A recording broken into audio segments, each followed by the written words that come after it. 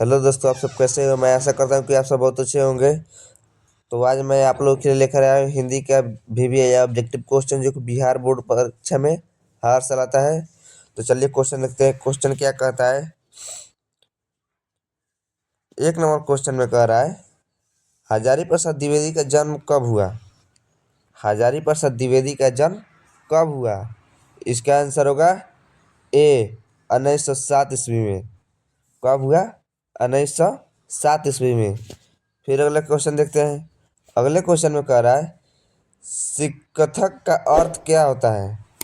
सिकथक का अर्थ क्या होता है। इसका आंसर होगा सी मोम। क्या होता है, मोम। फिर अगले क्वेश्चन देखते हैं। अगले क्वेश्चन में कह रहा है, लेखक हजारी प्रसाद द्विवेदी ने दयनीय जीव किसे कहा है। लेखक हजारी प्रसाद द्विवेदी ने दयनीय जीव किसे कहा है। इसका आंसर होगा ए अल्पज्ञ पिता को। किसको कहा है, अल्पज्ञ पिता को। ठीक है। फिर अगले क्वेश्चन देखते हैं। अगले क्वेश्चन में कह रहा है, नाखून का बढ़ना मनुष्य की किस वृत्ति का परिणाम है। नाखून का बढ़ना मनुष्य की किस वृत्ति का परिणाम है। इसका आंसर होगा बी पार्श्विक वृत्ति। कौन सी वृत्ति, पार्श्विक वृत्ति। फिर अगले क्वेश्चन देखते हैं। अगले क्वेश्चन में कह रहा है, मनुष्य और सभ्यता के विनाश की अंत व्यवस्था को अभिव्यक्त करने वाली कविता निम्न में से कौन है। मनुष्य और सभ्यता के विनाश की अंत व्यवस्था को अभिव्यक्त करने वाली कविता निम्न में से कौन है। इसका आंसर होगा ए एक वृक्ष की हत्या। कौन सी है, एक वृक्ष की हत्या। ठीक है। फिर अगले क्वेश्चन देखते हैं। अगले क्वेश्चन में कह रहा है, सहजात वृत्तियाँ किसे कहते हैं। सहजात वृत्तियाँ किसे कहते हैं। इसका आंसर होगा बी अनजान स्मृतियों को। ठीक है, अनजान स्मृतियों को।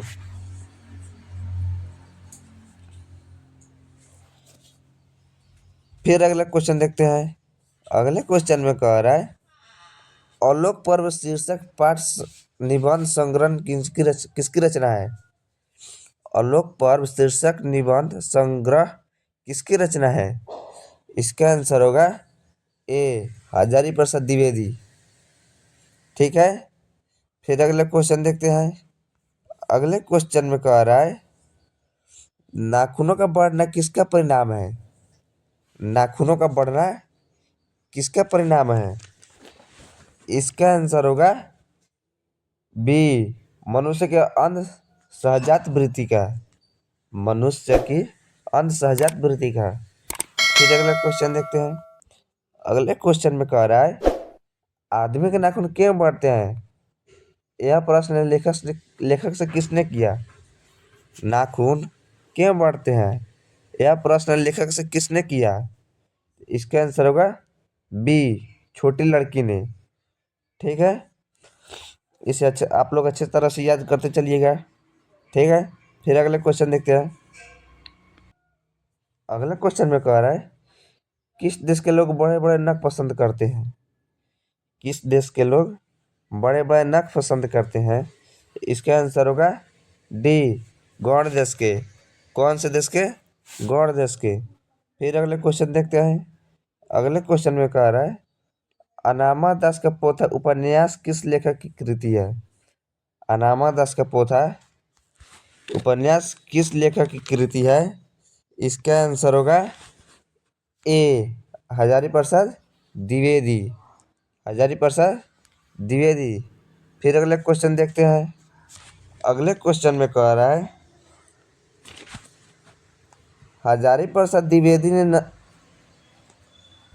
हजारी प्रसाद द्विवेदी ने निर्लज अपराधी किसे कहा है। हजारी प्रसाद द्विवेदी ने निर्लज अपराधी किसे कहा है। इसका आंसर होगा डी नाखून को। किसको, नाखून को। फिर अगला क्वेश्चन देखते हैं। अगले क्वेश्चन में कह रहा है, पुराने कामों सब वांछनीय नहीं होता। यह पंक्ति किस शीर्षक पाठ की है। पुराने कामों सब वांछनीय नहीं होता। यह पंक्ति किस शीर्षक पाठ की है? इसका आंसर होगा ए, नाखून क्यों बढ़ते हैं? नाखून क्यों बढ़ते हैं? फिर अगला क्वेश्चन देखते हैं। अगले क्वेश्चन में कह रहा है, किसने कहा था कि सब पुराने अच्छे नहीं होते, बस नए खराब ही नहीं होते? किसने कहा था कि सब पुराने अच्छे नहीं होते, बस नए खराब ही नहीं होते? इसका आंसर होगा डी, कालिदास। किसने कहा था? कालिदास ने। फिर अगला क्वेश्चन देखते हैं। अगले क्वेश्चन में कह रहा है, द्विवेदी जी से किसने पूछा था नाखून क्यों बढ़ते हैं? द्विवेदी जी से किसने पूछा था कि नाखून क्यों बढ़ते हैं? तो इसका आंसर होगा बी, लड़की ने। जो छोटी लड़की थी उसी ने पूछा कि ये नाखून क्यों बढ़ते हैं। ठीक है। फिर अगला क्वेश्चन देखते हैं। अगले क्वेश्चन में कह रहा है, नाखून क्यों बढ़ते हैं? पाठ में बूढ़े ने सबसे बड़ी चीज किसे माना है? नाखून क्यों बढ़ते हैं? पाठ में बूढ़े ने सबसे बड़ी चीज किसे माना है? इसका आंसर होगा ए, प्रेम को। किसको माना है? प्रेम को। प्रेम से रहोगे सब चीज अच्छा होगा। ठीक है। फिर अगले क्वेश्चन देखते हैं। अगले क्वेश्चन में कह रहा है, लेखक के अनुसार मनुष्य के नाखून किसके जीवन प्रतीक है? लेखक के अनुसार मनुष्य के नाखून किसके जीवन प्रतीक है? इसका आंसर होगा सी, पार्श्विक वृत्ति। क्या होगा? पार्श्विक वृत्ति। फिर अगले क्वेश्चन देखते हैं। अगले क्वेश्चन में कह रहा है, नाखून के क्यों बढ़ते हैं? गध की कौन सी विधि है?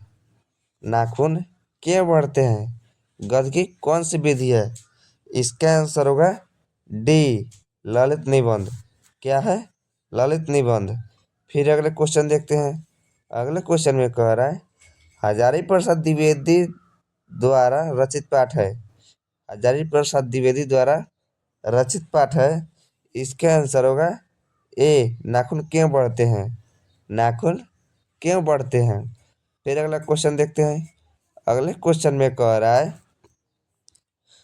पुराने का मोह सब वांछनीय ही नहीं होता, लेखक किस लेखक की पंक्ति है? पुराने का मोह सब वांछनीय नहीं होता है, किस लेखक की पंक्ति है? इसका आंसर होगा सी, हजारी प्रसाद द्विवेदी। हजारी प्रसाद द्विवेदी की लिखित पाठ है। ठीक है। फिर अगले क्वेश्चन देखते हैं। अगले क्वेश्चन में कह रहा है, कौन मनुष्य का आदर्श नहीं बन सकती? कौन मनुष्य का आदर्श नहीं बन सकती? इसका आंसर होगा बी, बंदरिया। क्या? बंदरिया। फिर अगला क्वेश्चन देखते हैं।